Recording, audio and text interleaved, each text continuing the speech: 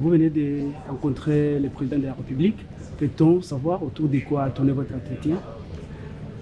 Nous avons eu en effet l'honneur d'être reçus, la délégation qui m'accompagne et moi-même, les 3 députés français, Monsieur Le Gall, Madame Abomongoli et Monsieur Bilongo, qui sont membres de la Commission des Affaires étrangères de la République française, et pour ce qui concerne les 3 députés, signataires d'une proposition de résolution devant le Parlement français qui condamne les intrusions et les exactions qui sont faites par votre voisin, le Rwanda, ici sur le territoire de la République démocratique du Congo. Le président nous a fait l'honneur de nous recevoir 1 heure durant. Il nous a présenté la vision la plus complète qui soit de la situation, et il savait que nous sommes ici comme des amis, agissant dans le cadre d'une mission pour les parlementaires, je ne le suis plus, les parlementaires, qui ont l'intention, de retour en France, de reprendre leurs interventions pour que leurs propositions de résolution soient présentées devant l'Assemblée nationale française. Déjà, le Parlement européen s'est prononcé sur une position favorable à la RDC et pointant la responsabilité du Rwanda.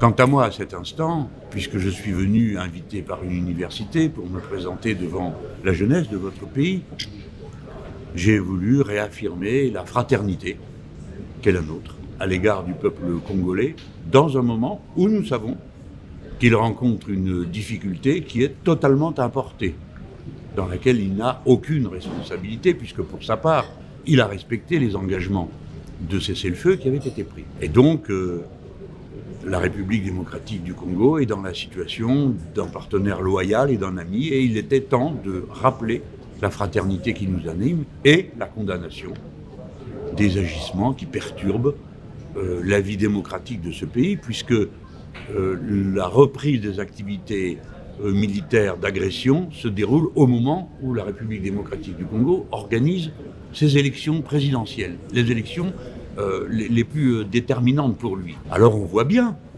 que c'est une volonté délibérée de perturber le mécanisme du fonctionnement de la démocratie au Congo. Et ça n'est qu'une manière de prolonger la remise en cause de sa souveraineté. Parce que la souveraineté d'une nation s'exprime dans les élections et dans le pouvoir qu'elle désigne les élections. C'est-à-dire, en définitive, c'est la souveraineté du peuple qui est mise en cause par les activités militaires du mouvement que l'ONU a qualifié de rebelle et qui est articulé par le voisin rwandais. Dès lors, nous nous sentons en quelque sorte dans une sympathie augmentée, non seulement parce que nous avons en usage une langue en commun, non seulement parce que nous avons des relations de très longue main avec les Congolais, non seulement parce que c'est la plus grande nation francophone du monde et que par conséquent nous avons une communauté intellectuelle de fait dans l'usage en commun de la langue, mais aussi parce que nous avons en commun une aspiration démocratique qui se traduit par la pratique des élections et le respect de la volonté qui s'exprime. Alors, vous parlez des élections. Quel est votre souhait alors que, par rapport à la tenue de ces élections, alors que d'ici décembre, la RDC va déjà organiser les élections? Quel est votre souhait? Alors, moi je souhaite et j'attends que la condamnation que la France pourrait apporter par la résolution que présentent mes collègues parlementaires fasse se ressaisir le Rwanda. D'autant que, pour des raisons qui, à vrai dire, personnellement m'échappent, le secrétaire de la francophonie est une Rwandaise. Alors peut-être peut-elle entendre qu'un autre pays, le plus grand pays francophone du monde, aspire à la paix, à la tranquillité, à organiser ses élections comme il l'entend. Et les perturber ne facilitera les rapports de personne avec personne. Je souhaite donc qu'on en revienne le plus vite possible au cessez-le-feu et aux accords qui avaient prévalu. Et que, le plus vite possible, le Rwanda abandonne les visées expansionnistes qu'on a entendu prononcer par le président Kagame. Parce que tout de même, il y a eu des paroles extrêmement graves qui ont été prononcées par... Voilà notre souhait. Quant à l'élection elle-même, évidemment, c'est pas un Français de dire au Congo ce qu'il faut faire ou pas faire. Les Congolais sont assez grands pour le savoir. Et je l'ai déjà dit, j'ai pas l'intention de me mêler des élections ici.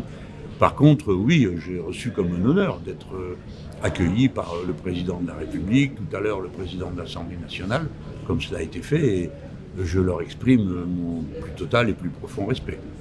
Merci beaucoup.